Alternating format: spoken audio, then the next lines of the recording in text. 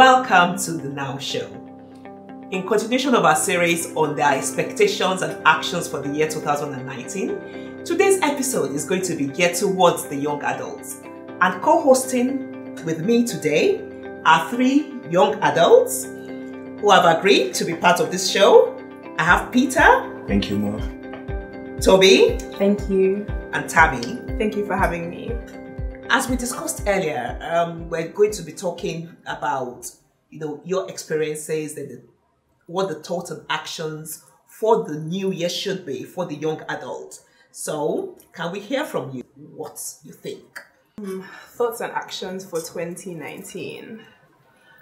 For me, I would say the importance of having a support system. So you're in your 20s, navigating through your 20s is extremely difficult. For me, I'm just turned 24. Some days I wake up and I'm like, what am I doing? So I feel like it's very, very, right, a mood. I feel like it's very, very important to have people around you that can support you. Like I said, your 20s is difficult. You're still trying to figure out who you are, what you want to do, and where you want to go to. So, I mean, life is not a graph that just grows upwards. No, it's not like success. Growth, no.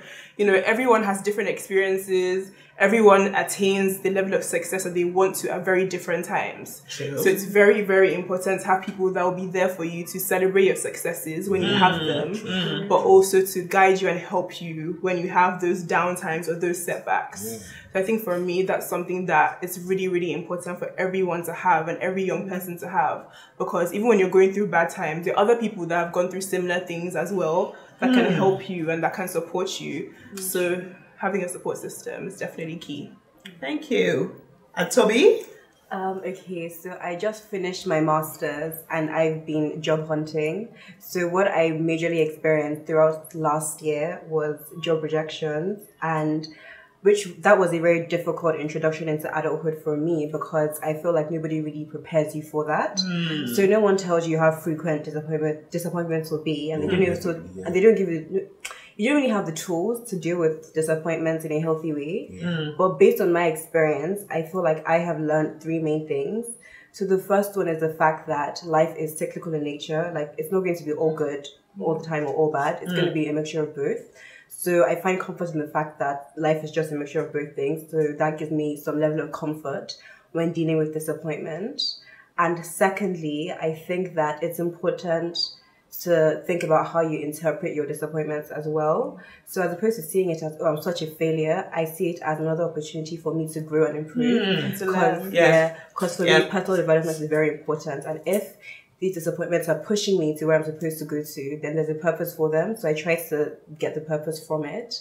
And then lastly, I've learned to be more positive in my thinking. So I'm trying to manifest positive things much more. So what I did was that I wrote down all my goals, and then I stop them on my mirror, and then every day I say it out to myself, speak into existence, and then I also pray over them too.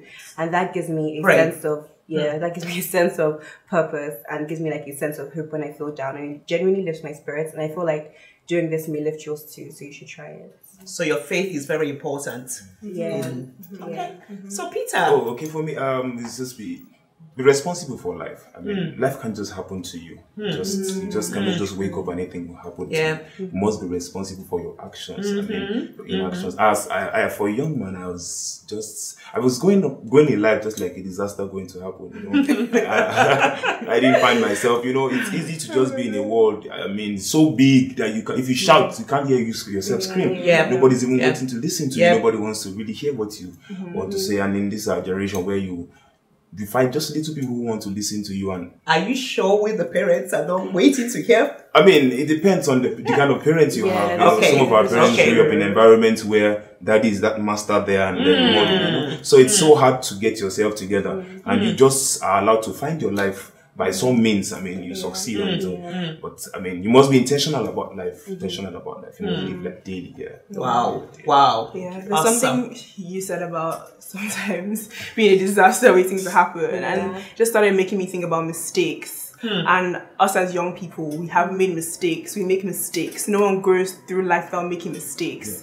So one thing you need to always think about and always remind yourself is that you are not defined by any mistake that you have made. You're not defined by any one situation, any one occurrence or any one disaster that has happened, right? Or multiple disasters. Or multiple disasters.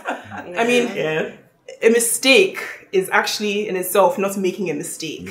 So you need to be able to make the mistakes, not beat yourself down, learn from it, and just take it as, okay, it's done. Now I know what not to do. So just focus on, you know, exactly getting the positives out of every situation. So you're not defined by any mistake that you make. And I think also adding on to that, I think we get more do-overs and second chances that we realize. So even if you made a mistake once, like, it's not the end of the world, even though I feel like this world makes you feel like you have to be perfect all the time, and that's not really realistic. I think rather you should aim to be the best version of your own self, and you define that, not the world and not anybody else around you, but you define what's best for you. So that's something I try to do for myself. Peter, you want to add anything else? I mean, they've said it, but I think I should add. I mean, if you understand that life is not about competition. If you actually, you're only breaking your own records at every point. Tomi said she has done her masters. I mean, that's your record. It doesn't concern anybody. It doesn't mean anything to anybody. You can just keep breaking your record by yourself. Celebrate your little successes and just keep going. Then I also need you to emphasize on how your walk in faith has been in your journey of life. How has that been? Has it helped you in any way? Do you think you're not, you know, sometimes what I've seen from the young people is that sometimes they feel that, is God really hearing me? So has that been your experience, or there's something you can say to us and also the young ones out there can learn from? Okay, so for me, in my 2018, I say it was pretty much a struggle in different areas of my life, personally, career-wise, just in different things. There were times where I woke up hating my job. There were times where my personal life was just spiraling out of control. And even sometimes when my health was declining. So to me, I just kept thinking that, where is God? Like, why is God allowing me to go through these kind of things? And obviously, when I talk to people as well, they'd ask like, but God is meant to be here. Like, what's going on? But at the end of the day, you need to realize that no matter what happens to you, is for a reason. God will not let you go through anything that, one, you cannot handle, and two, that you cannot learn from. A lot of the experiences that I had in 2018 have allowed me to be able to speak to people about it, encourage people about it, and actually know what to do.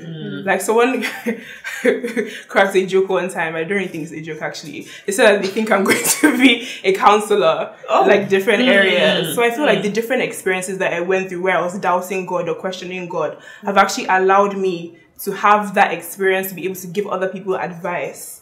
And something that I always tell myself as well is that if something doesn't happen to you at a particular point in time, it just means that God isn't ready for it to happen to you. It's not your time for it to happen yet. So you just have to wait, be patient, and know that God will not put you in a situation that is not right for you. If you didn't get it, if something happened to you, it just wasn't meant for you. So just keep having faith, keep praying, and God will surely answer your prayers eventually. Yeah, I agree. Like, I've certainly felt that, like, where's God moments, like, a lot of times, especially throughout last year, because like I mentioned earlier, I'm looking for a job, and that in itself is a big challenge, especially when, like, you've been doing well all your life, you've done well in school, and you think, okay, yeah, things should be going smoothly, and like the world is like, no, that's just not going to happen.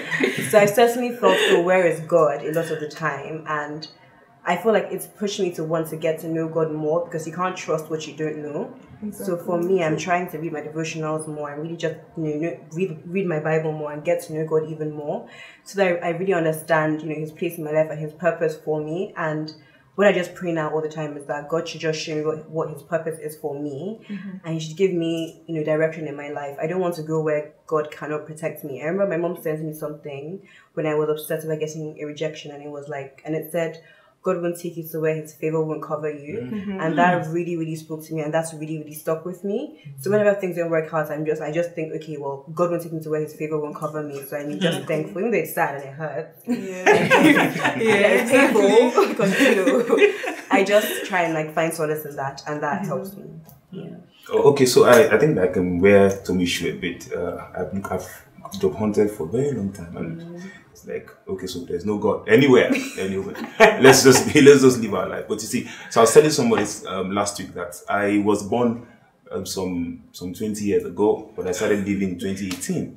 Yeah, because I was just existing since, you know, we want to really put ourselves in a circle. We want to agree that everything must happen in a particular way. You must come in this way. So, and our environment is a competitive structure that puts you in a place where if you don't have it, you almost get depressed. You almost get capitalism. Yeah, so, I mean, you're just there trying to find yourself among. So nobody will say, I'm just, no, it doesn't happen. It's not happening. Don't worry. It's not.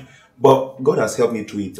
I've discovered what I'm supposed to be doing on that. Being a fine artist, people ask me, how do you, a sailor, fine artist, how do you do? But the truth of the matter is that I now know why the puzzles were coming together. I remember I was always messing my mother's wall up in the house. You know, I was always, my biology teacher told me, he said, Peter, we are not doing fine art, it's biology. You know, she will always look for where to make me feel, but you know, it has brought me to a place where to know that God is intentional about that. That's right. He doesn't want to take you to a place where you, and every picture he's painting is actually for you to get to a place to know that he's really, really intentional about it. Exactly. You may not understand it now, but the puzzles will fit together, you understand it eventually. Exactly. Yeah, I definitely agree. I feel like you don't know why things happen until like life has happened. So you have to just be patient. So wait for life to unravel before you figure out, okay, yeah, that happened this way because this has now happened. And I think it's interesting that you mentioned how you're a sailor and a fine artist. And I think, no, I think it's important because I don't think you should box yourself. You shouldn't limit yourself. Exactly. I feel like we're multifaceted and multi-layered individuals. And I think it's important to feed all parts of you. And which is something I've also struggled with as well in terms of finding the right balance between, you know, working hard to achieve my goals, but then also enjoying my life and just existing and living and being myself and having fun. So I think it's fun. No, but fun is actually important. It actually is important. You guys seem to be having fun all the time.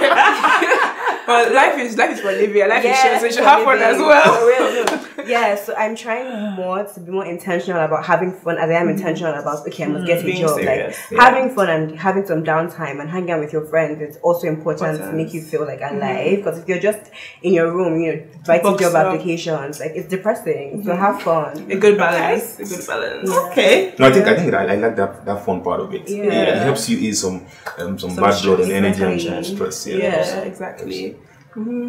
Wow. I have picked up so much from this wonderful three, and I hope that you have done that too from just them sharing their experiences. I remember very well what Toby was talking about and saying that, you know, she read this journal where it says that God will not take you on the journey where his favor won't cover you. So remember that God won't take you somewhere where his favor will not cover you. You can see that I'm a very blessed woman.